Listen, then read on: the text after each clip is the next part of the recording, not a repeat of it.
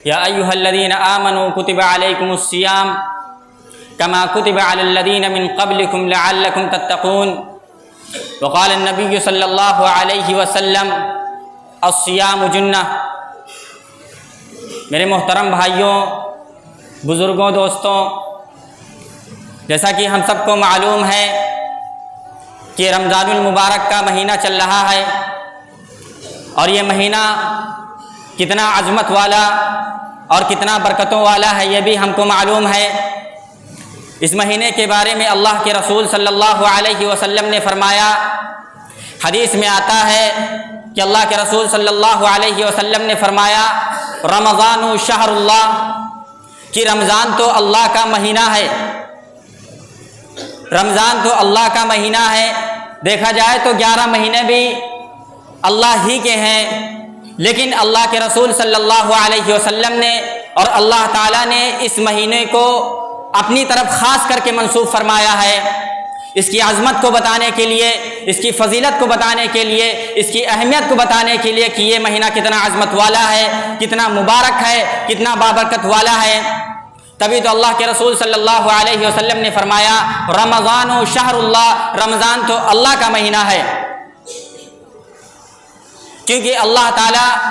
جتنا اس مہینے میں اپنی تجلیات الہیہ کا ظہور فرماتے ہیں، جتنا اپنی رحمتوں کا نزول فرماتے ہیں، وہ دیگر مہینوں میں نہیں فرماتے ہیں۔ حالانکہ وہ دیگر مہینے بھی اللہ ہی کے ہیں اور یہ مہینہ بھی اللہ کا ہے، لیکن جس قدر اللہ کی رحمت کا نزول اس مہینے میں ہوتا ہے وہ دیگر مہینوں میں نہیں ہوتا ہے۔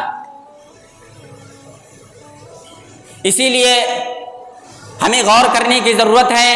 ہمیں فکر کرنے کی ضرورت ہے کہ اللہ تعالیٰ نے جب اس مہینے کو بابرکت بنایا ہے تو ہمیں اس کا بھرپور فائدہ اٹھانا ہے، ہمیں اس کی قدر کرنی ہے، ہمیں ڈرنا ہے کہ کہیں یہ رمضان اس طرح نہ چلا جائے اور ہماری بخشش نہ ہو۔ اگر ایسا ہو گیا تو ہم اللہ کے رسول صلی اللہ علیہ وسلم کی اس حدیث کا شکار ہو جائیں گے، جب اللہ کے رسول صلی اللہ علیہ وسلم اپنی زندگی میں پہلی مرتبہ جب ممبر پر تشریف لے کر آئے اور پہلی سیڑھی پہ قدم رکھا تو آپ صلی اللہ علیہ وسلم نے فرمایا آمین، جب دوسرے پر قدم رکھا تو فرمایا آمین، جب تیسرے پر قدم رکھا تو فرمایا آمین۔ صحابہ کرام رضی اللہ عنہم اجمعین حیران رہ گئے کہ کیا بات ہے، ہم نے اس سے پہلے اللہ کے رسول صلی اللہ علیہ وسلم کو ایسا کہتے ہوئے نہیں سنا، ایسا کرتے ہوئے بھی نہیں سنا۔ پھر خطبے کے بعد اللہ کے رسول صلی اللہ علیہ وسلم سے صحابہ کرام نے دریافت کیا اللہ کے رسول کیا بات ہے، ہم نے اس سے پہلے آپ صلی اللہ علیہ وسلم کو آپ کو اس طرح کرتے ہوئے نہیں سنا۔ آپ صلی اللہ علیہ وسلم نے ارشاد فرمایا ہاں، جب میں نے ممبر کی پہلی سیڑھی پہ قدم رکھا تو جبریل علیہ السلام میرے پاس آئے اور انہوں نے فرمایا ہلاک ہو جائے، برباد ہو جائے وہ شخص جو رمضان المبارک کا مہینہ پائے اور اپنی بخشش نہ کروا سکے۔ جب یہ پہلی سیڑھی پہ قدم رکھا تھا تب یہ بات فرمائی تھی، تو اس کے جواب میں آج صلی اللہ علیہ وسلم نے ارشاد فرمایا آمین۔ جب دوسری سیڑھی پر قدم رکھا تو آپ صلی اللہ علیہ وسلم فرماتے ہیں کہ جبریل علیہ السلام نے فرمایا کہ جس کے سامنے میرا ذکر ہو اور مجھ پر درود نہ بھیجے ہلاک ہو جائے وہ شخص بھی۔ تب اس کے جواب میں آپ صلی اللہ علیہ وسلم نے بھی آمین فرمایا۔ اور جب تیسری سیڑھی پر قدم رکھا تو جبریل علیہ السلام فرماتے ہیں کہ انہوں نے اللہ کے رسول صلی اللہ علیہ وسلم سے فرمایا کہ جو اپنے والدین میں سے کسی کو بھی یا دونوں کو بوڑھے کی حالت میں پائے اور جنت میں داخل نہ ہو سکے ان کی خدمت کر کے، تو اس کے جواب میں بھی آپ صلی اللہ علیہ وسلم نے فرمایا آمین۔ تو یہاں بات یہ ہے کہ جب اللہ کے رسول صلی اللہ علیہ وسلم نے پہلی سیڑھی پر قدم رکھا تو فرمایا کہ ہلاک ہو جائے، برباد ہو جائے وہ شخص جو رمضان المبارک کا مہینہ پائے اور اپنی بخشش نہ کروا سکے۔ یہ ہے غور کرنے والی بات، یہ ہے فکر کرنے والی بات کہ اگر رمضان المبارک کا مہینہ اتنا برکتوں والا، اتنا عظمتوں والا مہینہ آیا ہے، ہماری بخشش نہ ہو سکے تو ہم ہلاک ہو ہی جائیں گے، برباد ہو جائیں گے۔ اس مہینے کے بارے میں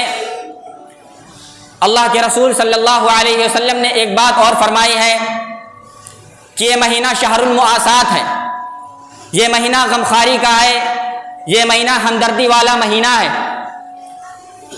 جس طرح اس مہینے میں بلکہ پورے سال ہم اپنا لحاظ کرتے ہیں، اپنی فکر کرتے ہیں، تو اللہ تعالیٰ نے ایک مہینہ ہم کو اور نوازا ہے کہ ہمیں اس میں دوسروں کی بھی خبر گیری کرنی ہے، وہ زکوٰۃ سے ہو، فطرے سے ہو، صدقے سے ہو، کیسے بھی ہو، لیکن ہمیں ان کا خیال کرنا ہے۔ اور دوسری چیز اس مہینے میں ہم سب کو پتہ ہے کہ اللہ تعالیٰ نے اس مہینے میں روزے کو فرض فرمایا ہے۔ حدیث میں آتا ہے کہ اللہ کے رسول صلی اللہ علیہ وسلم نے فرمایا الصوم لی وانا اجزی بہ، یعنی روزہ میرے لیے ہے اور اس کا بدلہ میں خود دوں گا۔ ساری عبادتیں اللہ کے لیے ہیں، ساری عبادتیں اللہ کی منشا کے لیے، اللہ کی رضا کے لیے کرنا ہے، لیکن اللہ تعالیٰ نے اس روزے کو اپنی طرف منسوب کر کے فرمایا کہ یہ روزہ میرے لیے ہے، کیونکہ یہ اللہ اور اس کے بندوں کے درمیان ایک راز ہوتا ہے۔ سامنے بیٹھا ہوا شخص روزے سے ہے یا نہیں یہ پتہ نہیں چلتا، کیونکہ یہ دل کا معاملہ ہے، یہ اللہ اس کے بندوں کے درمیان کا معاملہ ہے۔ اسی لیے اللہ نے فرمایا روزہ صرف میرے لیے ہے، کیونکہ روزے کی کوئی ظاہری شکل نہیں ہوتی، کوئی ظاہری صورت نہیں ہوتی جس سے بتایا جا سکے کہ یہ کوئی عبادت کر رہا ہے، کیونکہ اس کا معاملہ تو صرف اللہ سے ہے۔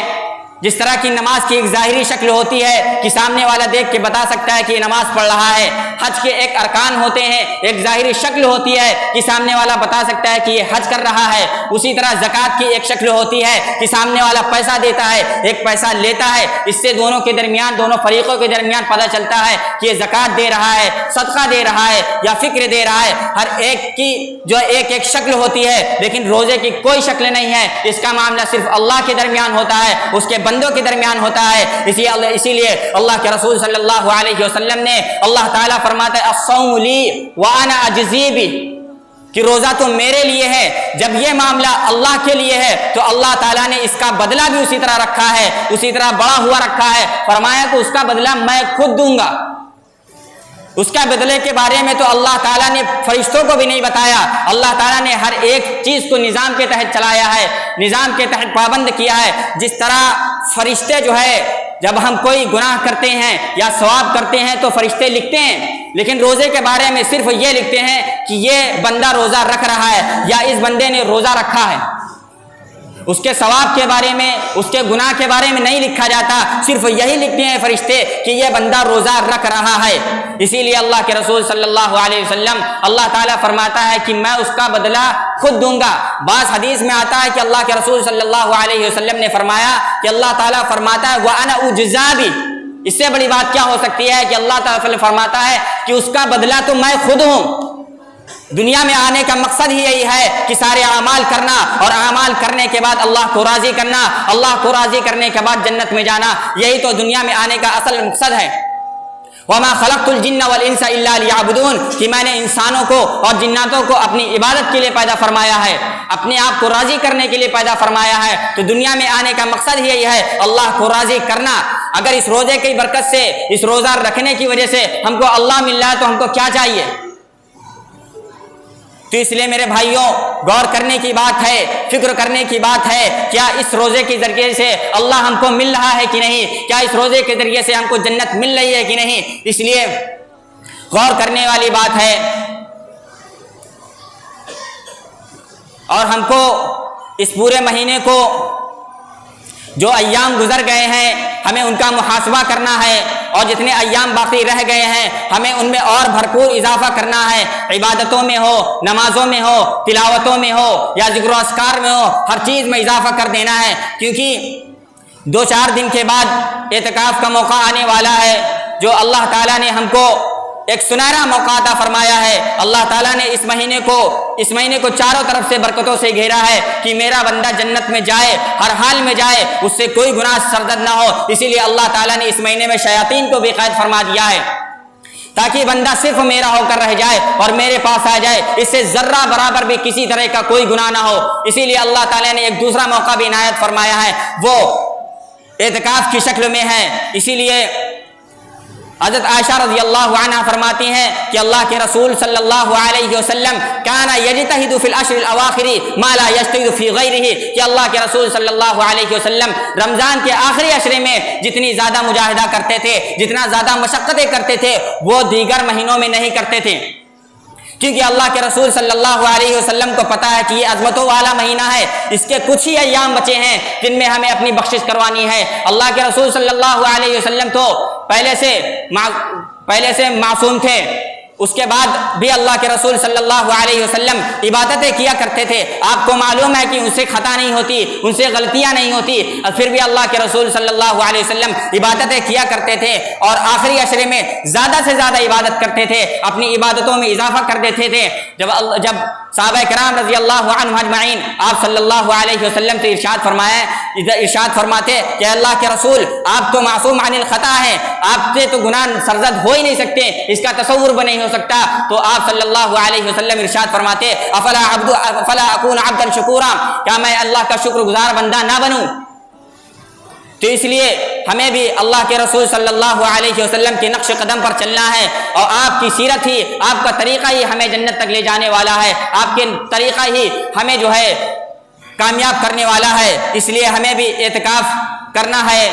اور دوسری حدیث میں حضرت عائشہ رضی اللہ عنہ فرماتی ہیں کہ جب رمضان المبارک کا آخری عشرہ آتا تھا تو آپ صلی اللہ علیہ وسلم راتوں کو جاگا کرتے تھے اور شب بیداری کیا کرتے تھے, اپنی عبادتوں میں اضافہ کرتے تھے, اور وہ احیا اہلہ, اور اپنے گھر والوں کو بھی جگایا کرتے تھے. تو اس لیے ہمیں اپنی بھی فکر کرنی ہے کہ ہمیں اعتکاف میں بیٹھنا ہے, ہمیں اس کا بھرپور فائدہ اٹھانا ہے, اور ہمیں دوسروں کو بھی اٹھانے کی کوشش کرنی ہے, کیونکہ ہمیں نہیں پتہ ہے کہ ہمارا روزہ جو ہے ہماری مغفرت ہوگی کہ نہیں ہوگی. پھر بھی ہمیں کوشش کرنی ہے, کیونکہ کوشش کرنا ہمارے کام ہے, باقی تو اللہ کے اوپر ہے. انہی بات پہ میں اپنی تقریر کو ختم کرتا ہوں. وآخر دعوانا الحمدللہ.